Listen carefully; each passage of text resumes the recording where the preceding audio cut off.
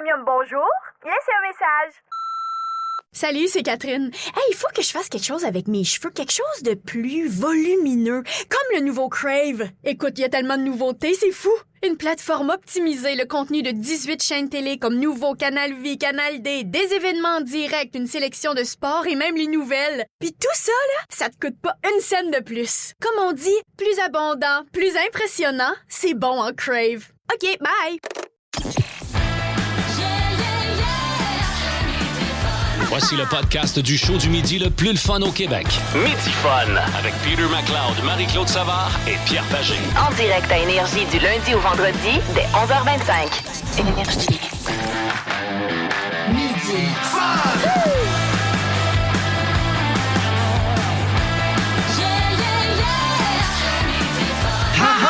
Hey, salut tout le monde! Bienvenue dans votre émission du vendredi de Midi Fun avec Marie-Claude Savard! Yeah! Oh yeah! Peter McLeod! Hey, salut! Pagé qui vous parle, oui. Il va y avoir aussi notre informateur, Étienne Phoenix, qui va être là dans les prochaines minutes et nous tenons à saluer les membres de notre formidable équipe. Il s'agit de Ben Cossette, notre idéateur, Anto Maher, aux réseaux sociaux, et le petit chat lui-même, le petit chat, Marc-André Hamel, qui est notre producteur. C'est une journée vraiment intéressante aujourd'hui. Ah, ben c'est spécial, là. Il y a deux choses majeures qui arrivent aujourd'hui. La première, c'est arrivé il y a quelques minutes avant l'émission. Il y a 45 minutes. Ah oui, à 10h45, le printemps est voilà. arrivé. Moi, je trouve que c'est le plus beau premier 45 minutes de printemps que t'as vécu. que j'ai vécu. Que t'as vécu. Et on est dans ce mood-là printanier jusqu'au 21 juin. Parce que là, le 21 juin, c'est l'été. C'est vraiment, on en apprend tellement de choses à Midi Fun. Absolument. Sérieux? C'est notre mission éducative, bien sûr, que l'on remplit pour le ministère de l'Éducation. C'est pour nos subventions. Ben absolument, Ben oui, pour garder exactement. Marie avec nous et tout ça, et le petit chat. Le 20 mars, c'est aujourd'hui. Et c'est quand je vous dis que c'est une journée importante, c'est la journée mondiale du bonheur. Et C'est Dieu... drôle que ça coïncide en même temps que le printemps. Hein? Oui, c'est... Il y a une gang qui... Hein, il y a un lien. Non, il y a un lien. Non, il était trop fort. Ben, regarde, je sais. Ben, je sais, je ne savais pas, mais là, je commence à... Non, mais c'est vrai que ça donne pour oui. la première journée du printemps. Et c'est la journée mondiale du bonheur. On vous souhaite d'être heureux, les amis. Puis nous autres, ici, à Énergie, il n'y a aucun problème. On est bien heureux. On a de la super musique, on a des chums, on a du fun. Fait qu'on va avoir l'occasion de vous en présenter de la musique. Non, il y a le vin aussi qui s'appelle le bonheur. Le vin, oh oui. Blanc ou rouge. Et même le petit rosé également. Ah, mais c'est vrai, le printemps, là, ça va, les chaleurs vont venir. Un petit rosé, c'est le fun, un petit rosé. Parce que c'est hypocrite, un petit rosé. Oui. Hein? Tu prends ça, tu dis, oh, oui, ça paraît pas. Non. Ben, Tu te ramasses avec 3 gars d'un sauna. 3 gars d'un sauna. Hey, les amis, Marie, aujourd'hui, qu'est-ce que tu nous as préparé pour MC Explique? En fait, il y a une chanson que j'adore, que tu adores, et que Peter McLeod, comment je te dirais, il est un peu sa clôture, cette chanson. Il n'est pas sûr qu'il l'aime. Ouais. Et je veux qu'il tombe en amour. En cette journée de printemps et de bonheur, je veux que tu tombes éperdument amoureux de Jump de Van Halen. Oh! Ouais, c'est pas ma préférée, mais j'adore les histoires de Marie. Souvent, qu'est-ce qu'il y a l'histoire derrière une chanson, puis ça, regarde, je suis convaincu que... Ben, ça nous fait apprécier la toune. Ouais, exactement. On l'a fait voir un autre côté. Là. Ouais. Donc, c'est pas seulement le piano qu'il y a là-dedans, ben pas le piano, synthétiseur, le synthétiseur là, qui prend vraiment toute la place. Non, il y a autre chose. Il y a autre chose. Okay. OK, on va avoir ça. On va avoir Connais-tu tes classiques, bien sûr, et les meilleurs moments de la semaine qui vont défiler dans vos oreilles ici sur Énergie. Lunch avec tes chums Peter, Marie-Claude et Pierre à l'heure que tu veux. Rattrape le show du midi le plus fun en ville en balado à radioénergie.ca et sur l'appli iHeartRadio. Énergie. Dans Midi Fun, voici l'informateur avec Étienne Phoenix.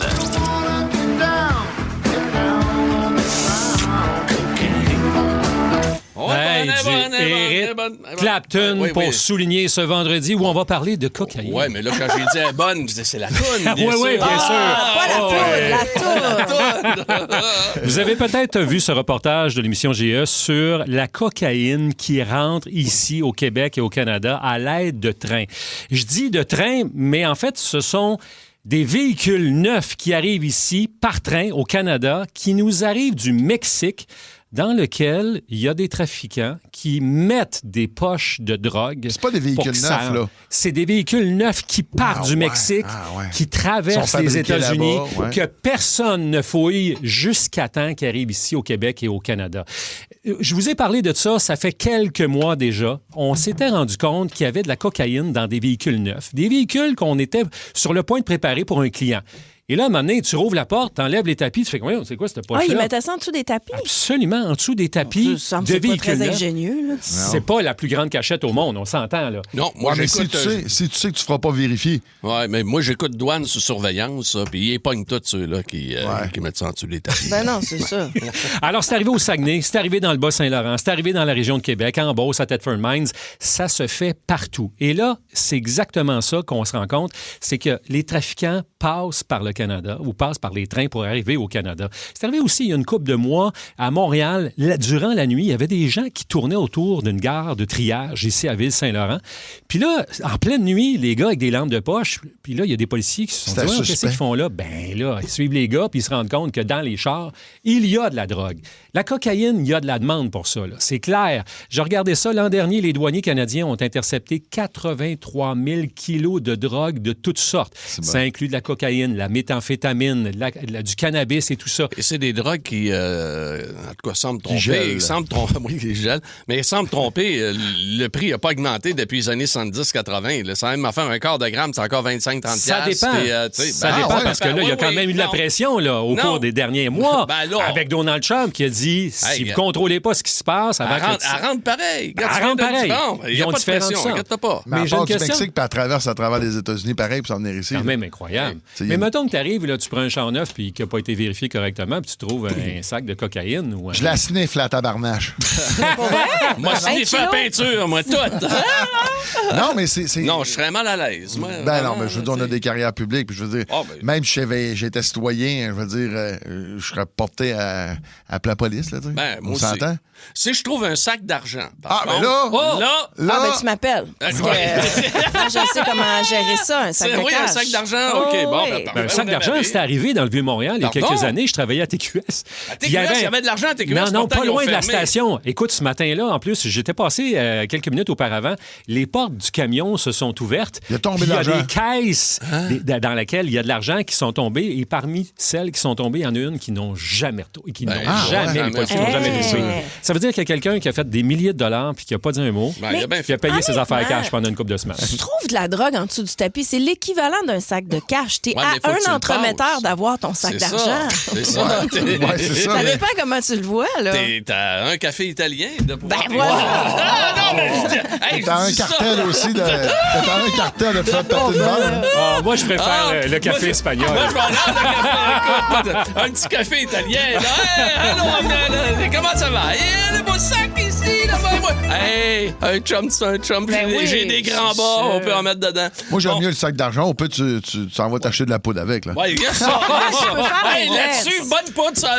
Voyons, bonne fin de semaine. Bonne fin de semaine. Voyons, la langue nous fourche des fois. Oui.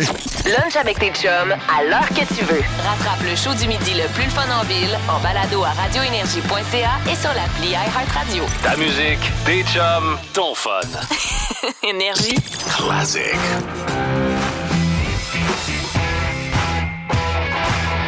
Connais-tu tes classiques? Il y a plusieurs... Bienvenue à Connais-tu tes classiques? Il y a plusieurs artistes qui ont été numéro 1 sur le palmarès, mais après leur décès. C'est arrivé avec Janis Joplin et quelques autres. Mais le premier de tout à avoir eu un numéro 1 à la suite de son décès, c'est survenu en 1968. Il est décédé, comme plusieurs dans le monde du rock, d'un accident d'avion. Il est décédé en 1967, en décembre, et donc, quelques mois plus tard, en 68, il était numéro 1. I left my home in Georgia. Otis Redding. OK, je pensais pas c'était lui. Avec Sitting on the Dock of the Bay. C'est bon, envoie mon chat, mets-moi du son. Ça, j'adore cette tonne-là. Look like nothing's gonna come my way. So I'm just gonna sit on the dock of the bay, watching the tide roll cool. away. Es-tu bon, ça? Je savais pas ça qu'il était décédé. Un crash d'avion. Oui, crash d'avion. Ouais. En 1916, c'était la naissance d'un gars qui est disparu beaucoup trop jeune. Il est disparu, lui, à 41 ans. En 2017, malheureusement, c'est un suicide. Il y a une cote d'amour encore aujourd'hui. C'est-tu mon chanteur préféré? Ben, c'est Chester Bennington. De Linkin Park.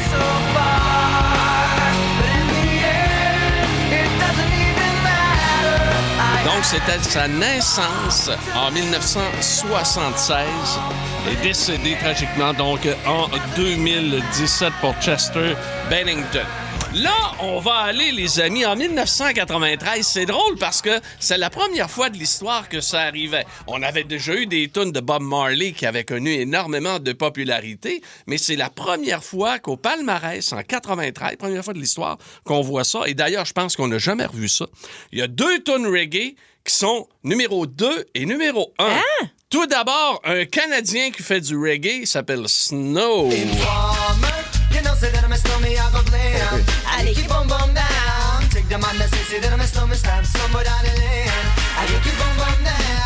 Donc, avec Informer... Oh, vrai? Il était numéro 1? Il était numéro 2, lui. Numéro 2. Le numéro 1, c'est le grand Shaggy.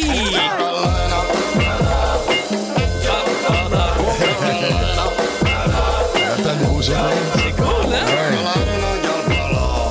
Oh, Carolina avec Shaggy, numéro 1, donc en 93, et le Canadien Snow avec Informer était numéro 2. Ça ne s'est jamais revu par la suite. OK. Numéro 4, item numéro 4 pour aujourd'hui, on s'en va en 99. Et là, Pearl Jam atteint le cap de 10 millions de copies de vendus de l'album 10 qui avait été lancé 8 ans et demi plus tôt. En 1991. Et si on vendu à cette époque-là 10 millions d'albums, c'est parce qu'il y a minimum 3 raisons. On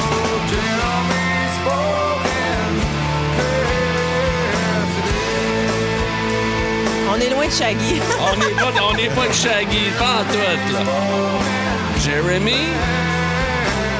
Envoie donc si Shot est capable avec une autre, là.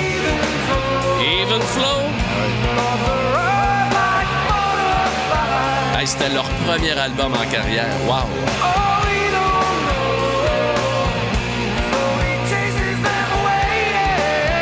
Hey, t'en trouves une troisième facile, là, tu vois, là. Ah, ben oui.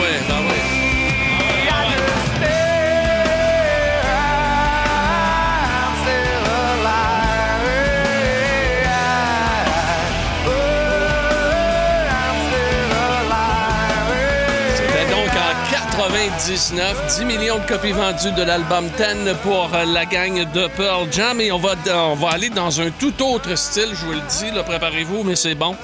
C'est une toune que les Bee Gees avaient écrit, OK? Et que Barry Gibb lui-même disait que le plus grand regret de sa carrière d'auteur, parce que lui, il écrivait beaucoup pour d'autres, c'est de ne pas avoir gardé pour lui cette chanson-là. Il l'a donnée à Dolly Parton et également à un autre grand du country qui décédait en 2020 à l'âge de 81 ans, M. Kenny Rogers. La toune qu'ils ont fait en duo, la voici. Tender love is blind. It requires a dedication. Les Bee Gees auraient pu facilement chanter ça. Hein? Needs no conversation. We ride it together. Making love with each other. OK, let's go! Islands in the stream. Ah ben oui. That is what we are.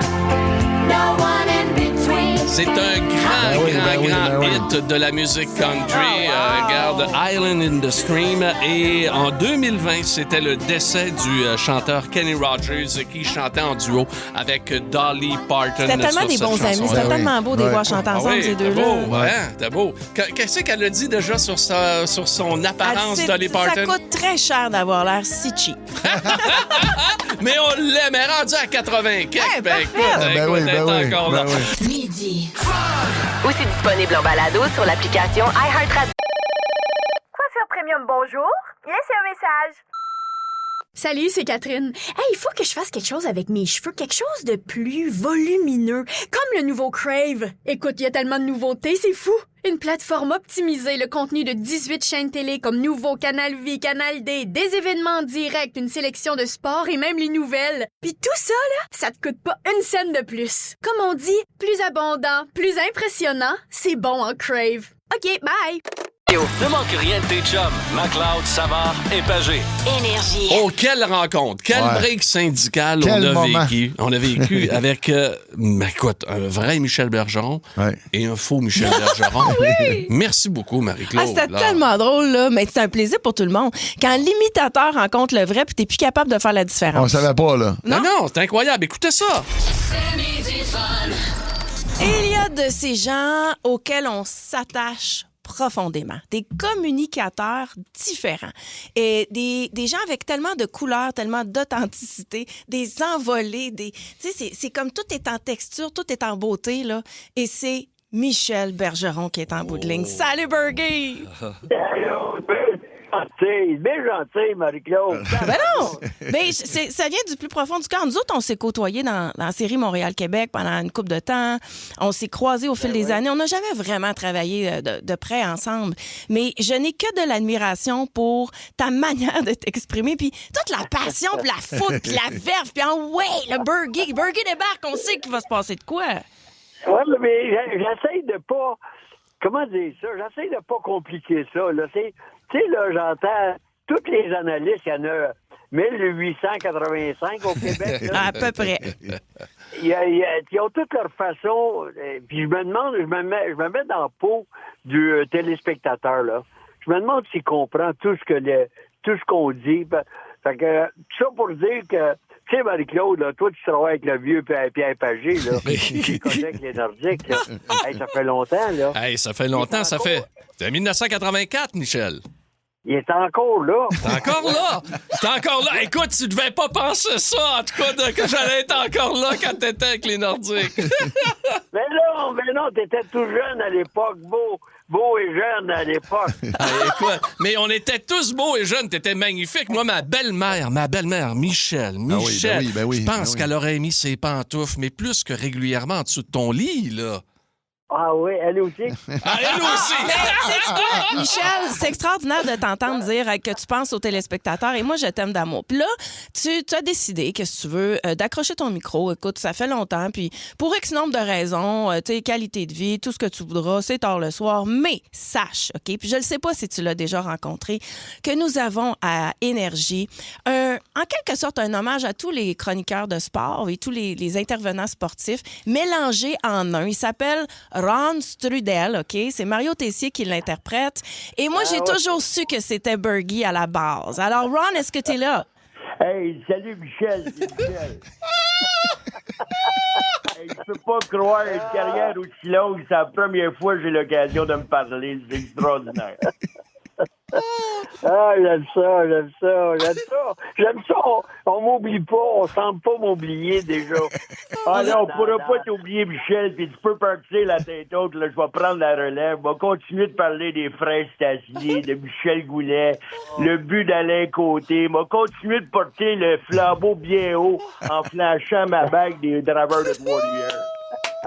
Hey, j'aime ça. Ah, il est tellement bon.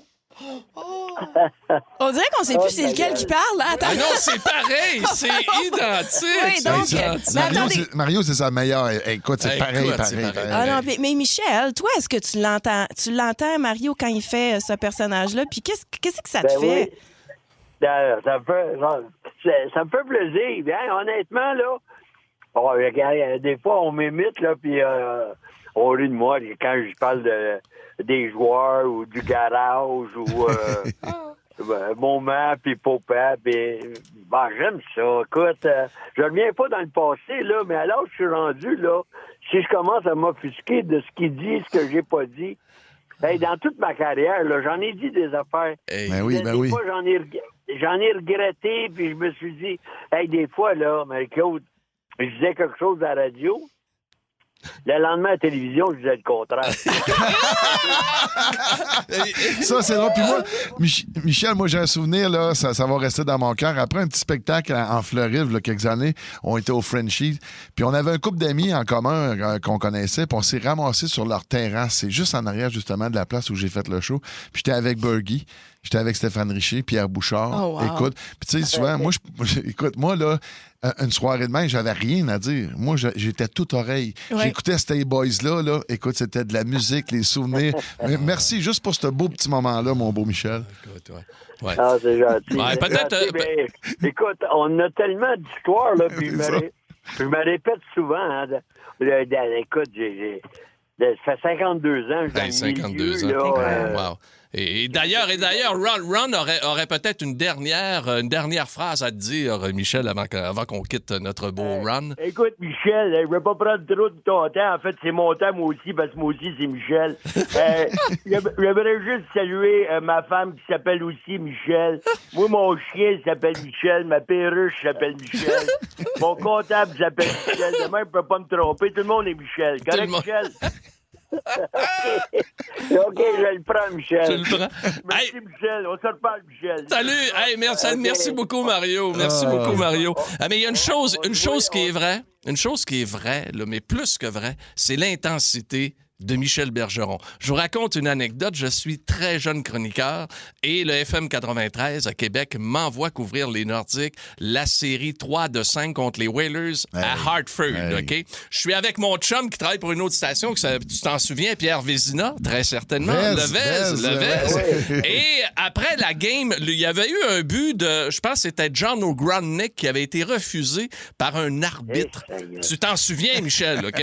Ça avait brassé. Je me souviens de John O'Gronick, je me souviens pas du but. Bon. Oui, mais en tout cas, elle avait rentré, puis en tout cas, ça avait été contesté. Quoi qu'il en soit, je m'en vais au restaurant avec Vez après le match, et qui qu'on aperçoit dans un coin? Michel Bergeron avec Maurice Filion. OK? T'es en train de prendre un café, puis ça jase en tabarnouche, puis OK, laisse ça là. On s'en va, on va se coucher, on revient le lendemain matin pour déjeuner. Qui est encore là dans le coin? Maurice Filion et Michel Bergeron. Écoute, ils ont passé la nuit. Écoute, je sais pas combien vous avez pris de café, là. C'était peut-être avant... Oui, mais dis, c'était plus du café, là. À 5 heures du matin, mais je te garantis, là, c'était plus du café. Il était épicé, là. En tout cas, moi, ce que je veux dire, Michel, c'est que tout ce que tu as dit aujourd'hui, le fait de travailler pour les téléspectateurs, de rendre ça coloré, fun, de jouer avec le cœur, les tripes, mais de faire aussi le métier de communicateur de cette manière-là, c'est ce que j'apprécie le plus de toi. Et je veux te souhaiter les bons derniers 1000, bonne retraite. De toute façon, tu vas toujours revenir, je le sais, à un moment donné, tu vas être chez vous. Tu vas avoir de quoi à dire, puis tu vas pogner le téléphone, tu vas pogner un micro. Mais je prends quand même le temps de te dire le plus beau des merci. Et je t'adore, change rien jamais. Bravo, Michel. Wow. Bravo pour ta belle carrière. C'est midi fun. Marie-Claude explique. En musique. C'est l'un des plus grands succès de tous les temps de ce groupe américain, Van Halen. 10 millions de dollars, juste cette belle petite ritournelle et chanson. C'est leur plus grand succès de tous les temps. Et ça arrivait à un moment charnière dans l'histoire du band.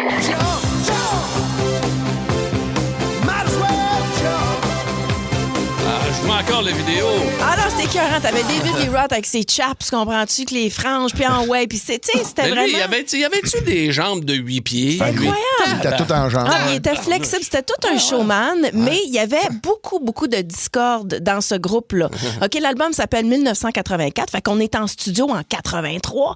Et Eddie Van Halen veut que les gens le considèrent comme plus que le gars qui fait des solos de guitare. Tu comprends? Okay. C'est un musicien, c'est quelqu'un qui écrit, c'est quelqu'un qui aime toutes sortes de musique, Eddie Van Halen.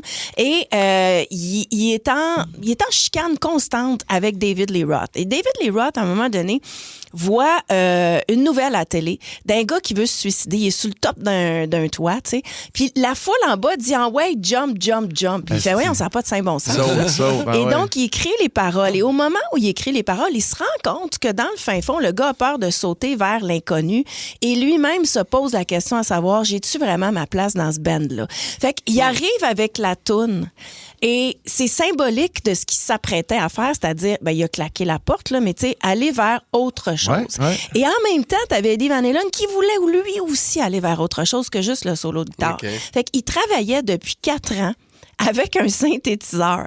Et personne ne le savait là, qu'il jouait avec ce synthétiseur-là. C'était le début des synthétiseurs, donc un Oberheim. Il y avait ça chez eux, un synthé analogique, OK? Et il travaillait cette trame-là. Il avait l'idée que ça allait devenir quelque chose, mais il hésitait à présenter ça au groupe. Puis quand il l'a présenté à son frère qui est batteur, il a dit, mais non, oublie ça, buddy, là, c'est pas rock, pas en tout. Ça n'a pas de saint bon sens. Et David Lee Roth, qui était sur le point de partir, a entendu ça et lui a dit, on devrait vraiment l'utiliser. Hey, c'est fort, là, pareil. C'est très fort. Il y a comme un petit son de dissonance en arrière, comme si t'as pas bien syntonisé. Distorsionne un peu. Puis il y a quelque chose de tel... Il y a une grosse amplitude dans la mélodie de tout ça. Ça pourrait être un début d'un championnat mondial de quelque chose, tu sais, c'est que...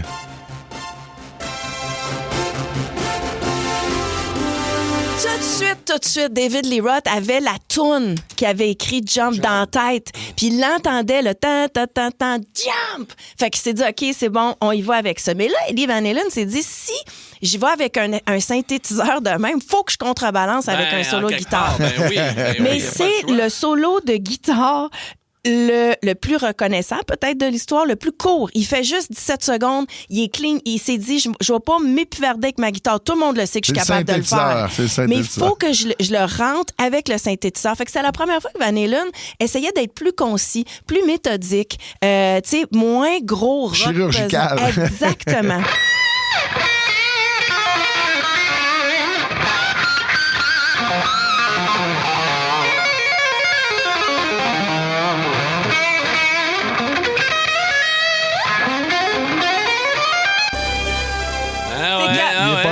Il est là. Non, fait qu'il l'entendait avec son synthétiseur, la batterie embarque là-dedans, fait que la trame musicale est là. Et David Lee Roth, quand il se présente, c'est quelqu'un qui a une grande voix. Tu sais que ça a été compliqué de trouver son remplaçant. Finalement, Sammy Hagar est extraordinaire une fois qu'il est parti. Sammy Hagar. Exact. Puis c'est un gars gentil, puis c'est un autre type de personnalité. Mais lui avait un cri de fond du cœur de « je m'en vais jump, là, je jump ». Ce que ça voulait dire, c'est « là, j'enregistre mes dernières tunes avec Van Halen ». Fait qu'il donnait son maximum. Il y a vraiment une belle amplitude. C'est lui qui a écrit les paroles et ça avait vraiment une signification particulière. Ça vient-tu du fond du cœur? And nothing gets me down. You got it tough. I've seen the toughest around. And I know, baby, just how you feel. You got to roll with the punches and get to what's real. Wow. C'est toute une voix. Fait que c'est parfait. C'est leur seul numéro 1 au Billboard Hot 100. C'est leur seul numéro 1? C'est leur seul numéro 1. L'album 1984, ça a été aussi leur plus gros succès commercial. C'est toujours resté un band culte. Exact. Puis David Lee Roth, après, dans cette même année-là, quand 1984 de Van Halen est sorti, il y avait plein de hits, lui. Il avait fait California Girls, I'm Just a Gigolo. Oui, fait que ça a été une belle séparation en bout de ligne qui part d'un fait d'actualité puis qui part d'un gars musicalement qui veut faire autre chose. Ça a peut-être été plus difficile pour le groupe que pour David Lee Roth, du moins à cette époque-là. Exact. On l'écoute-tu? Oui! OK. Lunch avec tes chums Peter, Marie-Claude et Pierre à l'heure que tu veux. Rattrape le show du midi le plus fun en ville en balado à radioénergie.ca et sur l'appli iHeartRadio. Énergie. C'est la joke du vendredi. C'est la joke du vendredi. J'en ai quelques-unes dans mon tiroir, mon Pete, mais c'est peut-être qu'on va commencer aujourd'hui. On sort de la routine. On sort de la routine. C'est un gars qui est au bar avec l'espèce de barman propriétaire, puis tout ça. Puis à un moment donné, le propriétaire, il aime bien ça, les gageurs. Puis il dit au gars, hey, je te gage 10 piastres, t'es même pas capable de caler ce verre-là. Le gars vient pour caler ça, pas capable. Hey, mon tabarnache, doué 10 piastres. Voyons donc. Des gageurs, il arrête pas de même. Ah ouais, t'es même pas game de faire ça, pas game de faire ça. Puis à un moment donné, le gars, il dit, ouais, là, je perds de l'argent, ça fait 3-4 fois je te donne des 10 piastres cette année. Là. Il dit, toi, là, je te gage 50 piastres. Que je prends un verre de shooter, je le mets sur le comptoir, je me recule de 5 pieds, puis je suis capable de faire pipi, puis il n'y a pas une goutte qui va déborder de ça. T'as peu. Wow, un instant, là. Répète-là, c'est important, Le là. client, Oui. il dit, je te gage 50, pas 10, 50 piastres. Je mets un verre à shooter, je m'enligne de 5 pieds, puis je suis capable, il n'y a pas une goutte de tombe à côté. Tabarnak. Le propriétaire dit, ouais, hein. Et que là, le gars, il arrive, écoute, il pisse partout sauf dans le shooter. Le propriétaire dit, puis il est crampé, man. Il dit, donne-moi mon 50 piastres. Mais il dit, t'es calme. Non, il dit, je suis pas calme pantoute. Tu vois-tu le gars là-bas? J'ai gagné 500 que t'as l'arrêt quand je l'ai pissé sur le comptoir.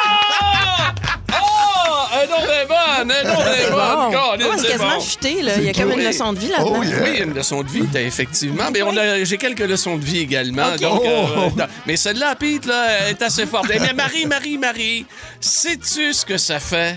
Tu connais ça, les poux, là, tu sais, les petits poux? Ouais, là? je connais ça. Sais-tu ce que ça fait, un poux dans une cloche?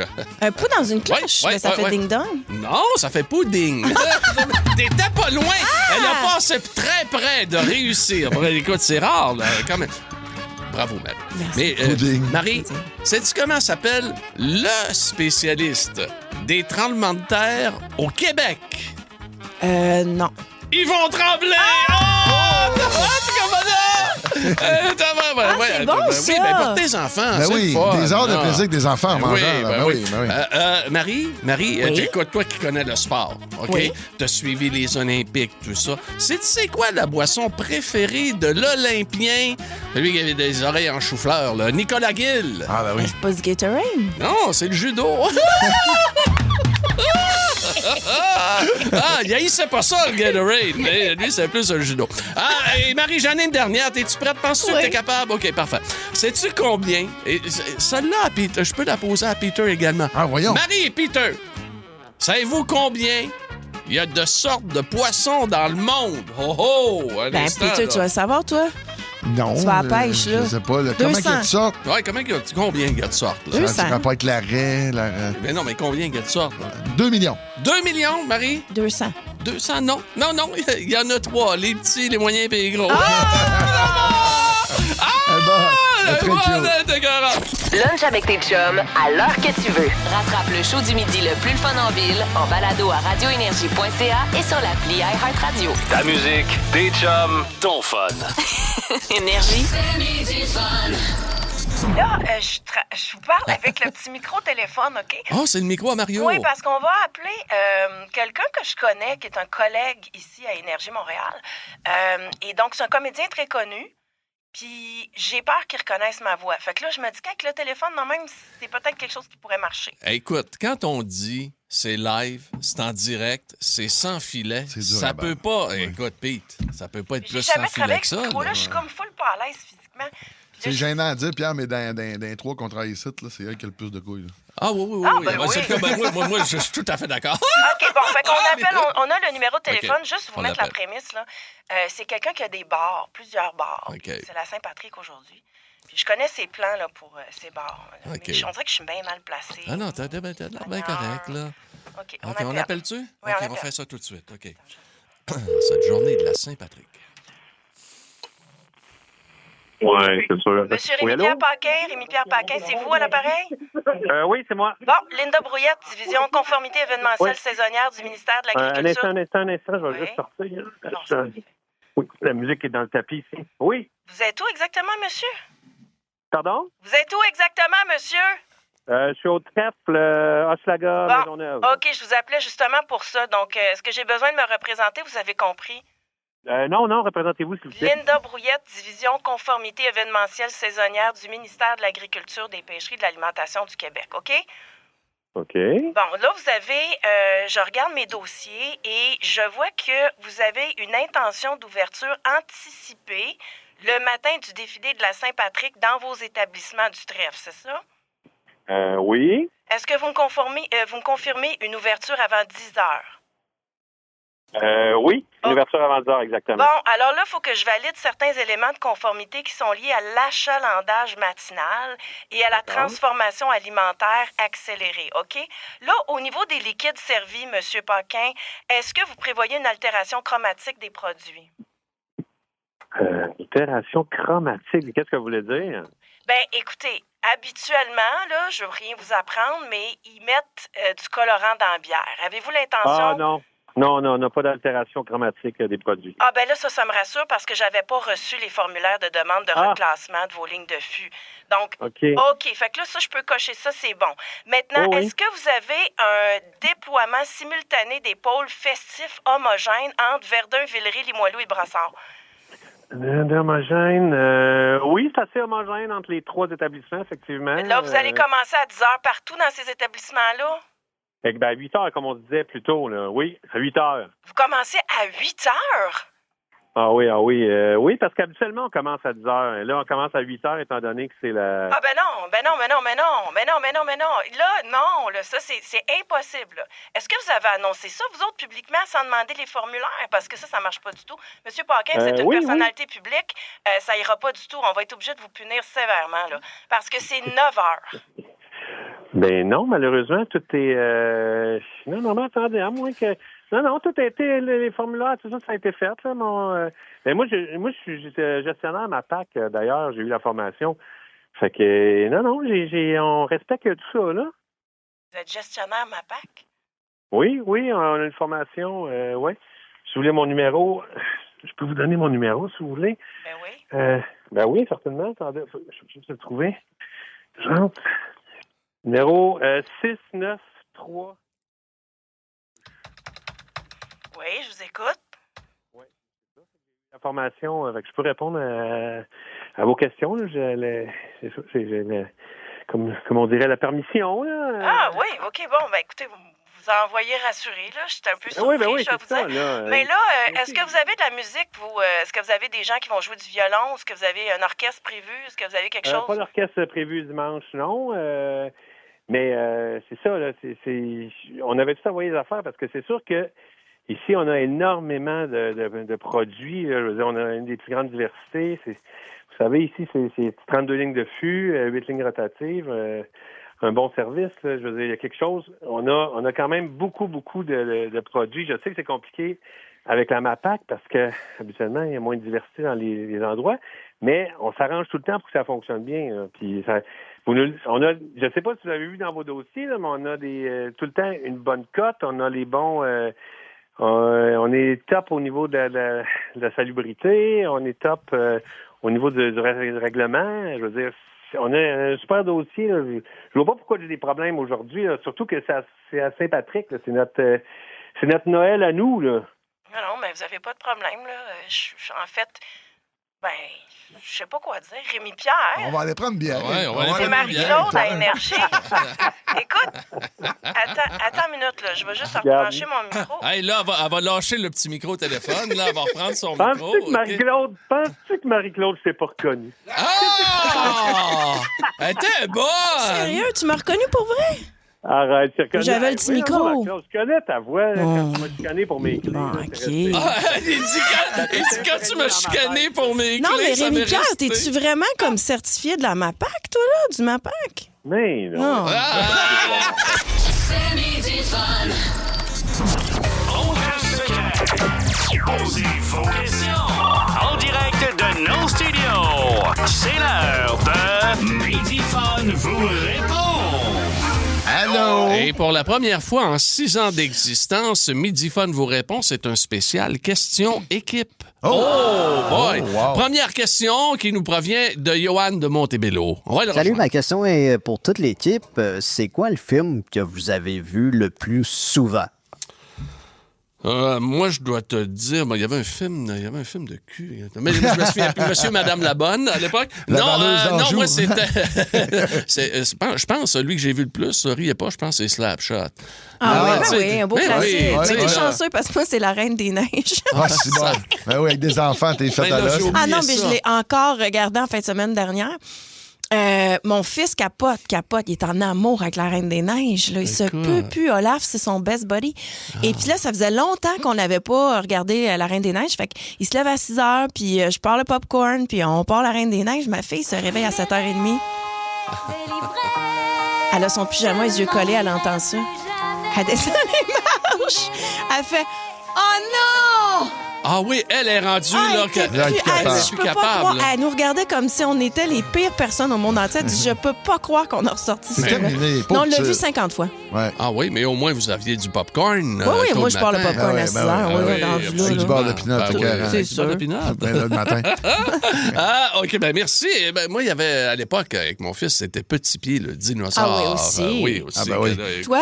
Moi, j'aime pas écouter des films deux fois dans la vie. Je suis pas très nostalgique, mais sur un film à sortir, ce serait Crocodile Dundee. Ah, tu regarderais? Quand j'arrivais dans des chambres d'hôtel puis qu'il jouait, je le regardais. C'était pas intentionnel, mais quand il était là, oui, je vais le réécouter. Deuxième question qui nous provient d'Alice de Vaudreuil.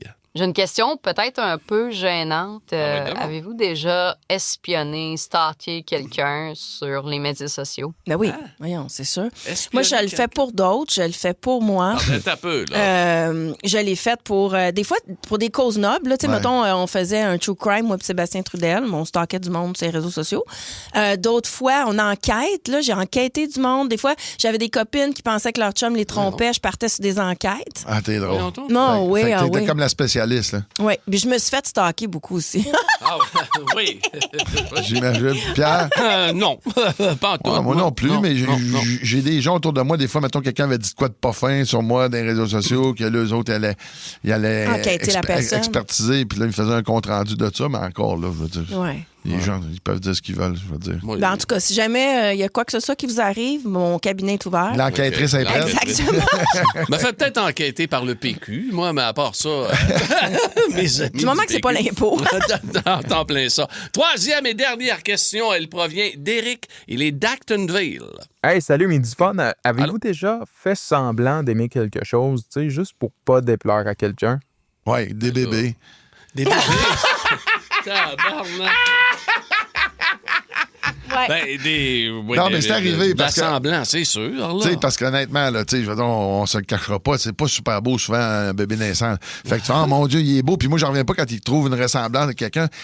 Ils ont même pas de crâne formé encore. Non, c'est clair. C'est pas super beau, mais Caroline, je comprends le principe de faire, wow, c'est une nouvelle petite vie qui vient d'arriver sur la planète. Puis je comprends tout ça. Là. Oh, ouais, mais de dire beau, c'est. Mais t'as déjà été capable de dire, ah, mon dos, puis d'aimer ça, puis de trouver ça beau, ce beau petit bébé-là.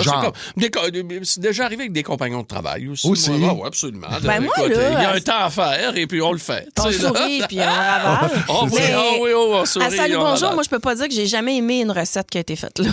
T'as jamais aimé? Non, on mangeait puis on souriait, là, mais la plupart du temps, j'allais cracher quand la pub commençait. Ça, c'est drôle. Non, c'était pas bon. Ça, c'est drôle. Faut se le dire, là. C'était juste... tout ce qu'on a fait sur le barbecue, c'était pas mangeable. Ah, mais c'était pas le frisé, là, qui venait de Jean-François Chose? Ben, j'ai dit, des années après, je l'ai croisé. J'ai dit... Mais, tu sais, en même temps, il faisait ça vite, fait que souvent, c'était à moitié froid, c'était pas top, là. Puis là, on mangeait ça, puis on souriait. C'est ça, c'était préparé. C'était pas de sa faute. Ben non. On a tous fait, donc, assemblant. Tous, c'est au niveau de l'orgasme, Pierre, tu me disais. Non. C'est dur pour les gars, ça. C'est dur en tabarnouche de faire semblant pour les gars. Midi Fun est aussi disponible en balado sur l'application iHeartRadio. Ne manque rien de tes chums du midi. Énergie. 10 personnalités connues laissées seules en forêt sans réseau. Qu'est-ce que ça donnerait? Il y en aura toujours de plus débrouillards. Stresse-toi pas, j'ai quand même de la facilité à m'orienter, on devrait te trouver. Et d'autres un peu moins. En général, si je suis dans le bois, c'est parce que je suis à un hôtel 5 étoiles. Dans cette nouvelle série originale Crave, animée par Danick Martineau, retrouvez-vous en pleine nature avec entre autres Kevin Kyle, Pascal Deblois et Antoine-Olivier Pilon. Hors réseau, l'expérience. À regarder maintenant. C'est bon en Crave.